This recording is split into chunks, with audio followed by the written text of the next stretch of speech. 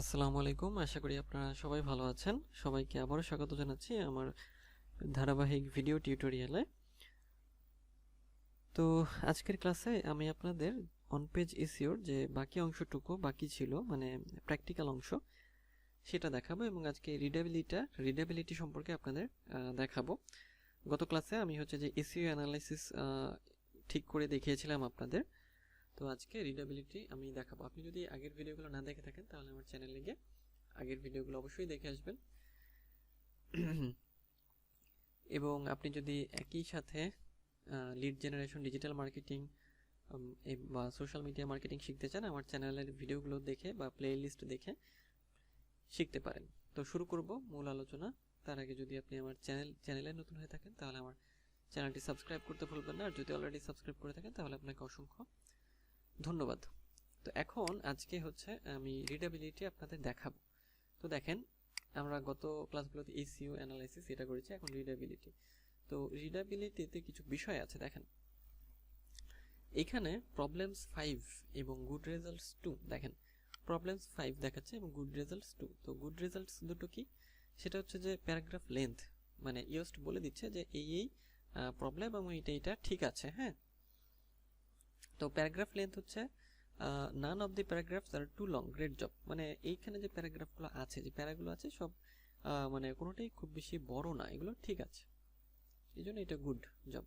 Transition word, well done. আচ্ছা, transition word সম্পর্কে আপনাদের বলেছিলাম, হয়তো আপনাদের মনে আছে থিওরিতে যে ট্রানজিশন ওয়ার্ড সম্পর্কে কি বলেছিলাম, সেটা আপনাদের থিওরিতে যেটা বলেছিলাম সেটা নিশ্চয়ই আপনাদের খেয়াল আছে।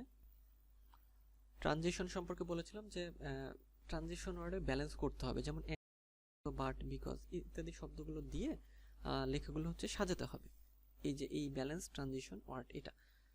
তো দেখেন এখানে বলছে যে ট্রানজিশন ওয়ার্ডস ঠিক আছে, মানে অ্যান্ড, ইট, বাট, অলসো, এই জিনিসগুলো এখানে ঠিকঠাক মতো প্লেস করা আছে। তো কোন জিনিসটা এখানে রেড দেখাচ্ছে বা প্রবলেমস দেখাচ্ছে, দেখেন প্রথমটা হচ্ছে ফ্লেশ রিডিং ইজ। হ্যাঁ, আচ্ছা, তো the copy scores 37.8 in the test, which is considered difficult to read. আচ্ছা, try to make shorter sentences using less difficult words to improve readability. তো এই যে ফ্লেশ রিডিং ইজ, এটা কি জিনিস? আচ্ছা, এটা হলো যে এটা মানে কোন একটা লেখা আসলে সেটা পড়ার জন্য কতটা মানে সুখপাঠ্য বা পড়তে কতটা আরাম লাগে সেই বিষয়ে একটা আপনার একটা যেটাকে কি বলবো, একটা মাপকাঠি দাঁড় করানো হয়েছে বা কিছু নিয়ম, যেটা মানলে বোঝা যায় যে হ্যাঁ এইটা সুখপাঠ্য বা পড়তে আরাম লাগে চোখের। বিষয়টা কেমন? বিষয়টা যদি সাপোজ এই লেখাটা দেখি আমরা, কিছু কিছু আপনারা দেখেন না যে ছোট ছোট প্যারাগ্রাফগুলো বা ছোট ছোট প্যারাগুলো লেখার পড়তে আমাদের সুবিধা হয়, এবং ওইখানে যদি আপনার মানে ইজি ওয়ার্ড বা আপনার যেটাকে কি বলে সহজ শব্দ, আমাদের বোধগম্য শব্দ, আমাদের জানাশোনা শব্দ ব্যবহার করা হয়, তখন আমরা কিন্তু সেই বিষয়গুলো পড়তে চাই বা সেগুলো পড়তে আগ্রহী হই। আচ্ছা, অপরদিকে কঠিন শব্দ হলে সেটা আমাদের কিন্তু আগ্রহ থাকে না। তো সেই জন্য এখানে বলছে যে try to make shorter sentences, মানে শব্দ ছোট করতে হবে এবং ইজি ওয়ার্ড দিয়ে শব্দ আমাদের সাজাতে হবে। হ্যাঁ, সেটা করলে আমরা কি করতে পারবো, যে খুব সহজভাবে জিনিসটা বুঝতে পারবো। ঠিক আছে, তো সেই ক্ষেত্রে আপনাদের কি করতে হবে, এইখানে the copy scores 37.8 in the test. আচ্ছা, তো এখানে তাহলে দেখতে হবে বিষয়গুলো আমরা একটু ছোট করতে পারি, ছোট করে আমরা এগুলোকে ঠিকঠাক ইজি করতে পারি আর কি। হ্যাঁ, সেই বিষয়গুলো আপনাদের করতে হবে। তো সেই জন্য তাহলে আপনাদের কি করতে হবে, যে পুরো পোস্টটা পড়তে হবে, পড়ে এখান থেকে যে শব্দগুলো কঠিন কঠিন মনে হয় সেই জিনিসগুলো বের করে বা সেগুলো বাদ দিতে হবে। তাহলে এই যে ফ্লেশ রিডিং ইজ সেটা আপনার গ্রিন দেখাবে।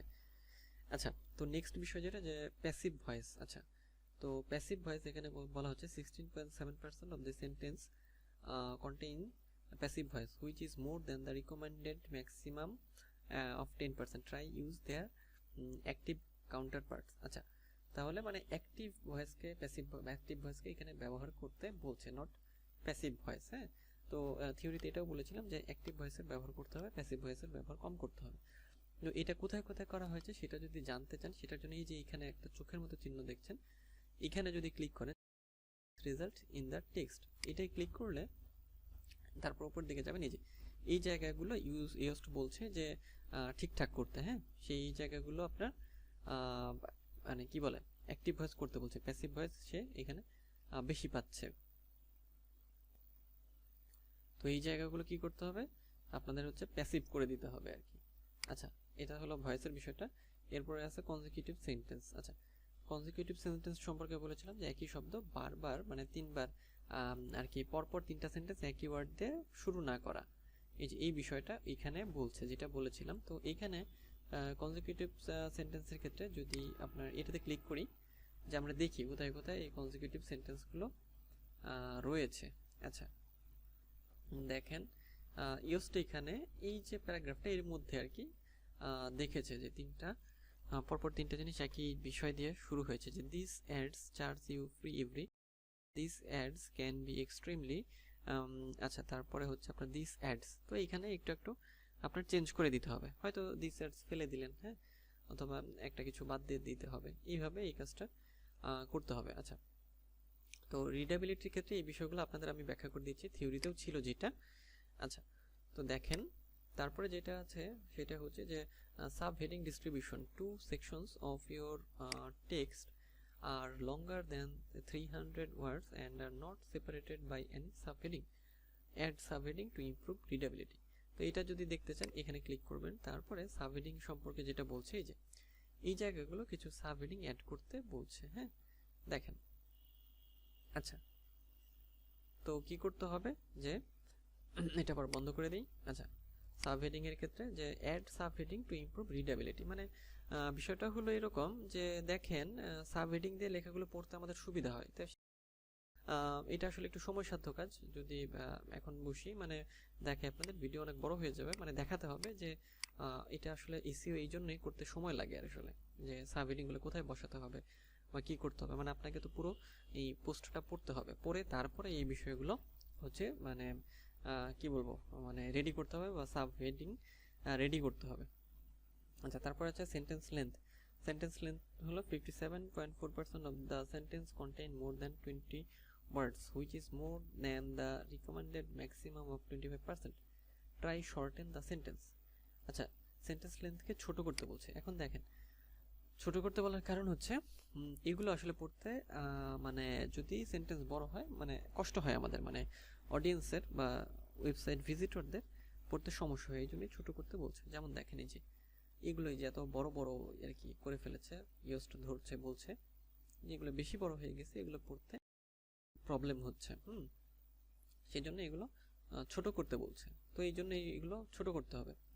ছোট করার জন্য যেটা করতে হবে try to shorten the sentence, অর্থাৎ তার মানে কি, তার মানে এই জিনিসগুলো হচ্ছে আপনার মানে থিমটা ঠিক রেখে আর কি গুছিয়ে লিখতে হবে, থিমটা ঠিক রেখে বাকি জিনিসটা গোছাতে হবে, হ্যাঁ যেমন এই লাইনটা দেখেন, this makes marketing on mobile incredibly important, 2/3 of consumers can recall a specific brand they have seen advertised on mobile in the last week, but mobile is also very nuanced considering its intimate nature.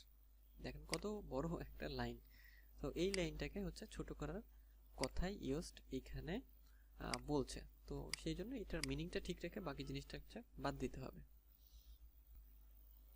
তো এইভাবে যে রিডেবিলিটির যে বিষয়টা সেটাও মানে তৈরি মানে ঠিকঠাক করতে হবে আর কি, হ্যাঁ এই জিনিসগুলো এইভাবে তৈরি করতে হবে বা ঠিকঠাক করতে হবে, সেই জন্য এটা সময় নিয়ে বসে পড়ে এই কাজগুলো করতে হবে এবং দেখতে হবে যে এখানে আসলে কোন জিনিসটা বা কোনটা ফেলে দিলে এর মিনিংটা চেঞ্জ হবে না। তো এইভাবে তাহলে আপনাদের রিডেবিলিটির বিষয়টা হচ্ছে ঠিকঠাক করতে হবে। তো তাহলে আজকে আমরা যেটা দেখলাম যে রিডেবিলিটিটা কিভাবে আমরা ঠিক করতে পারি সেই বিষয়গুলো সম্পর্কে জানলাম। কিছু বিষয় দেখলাম এখানে, সেটা হচ্ছে ফ্লেজ রিডিং ইজ, তারপর প্যাসিভ ভয়েসের বিষয়, consecutive sentence, subheading distribution, sentence length, paragraph length এবং ট্রানজিশন ওয়ার্ডস। তো আজকের ভিডিওটি এই পর্যন্তই, আপনারা প্র্যাকটিস করবেন। দেখা হবে পরের ভিডিওতে, সেই পর্যন্ত ভালো থাকবেন, সুস্থ থাকবেন।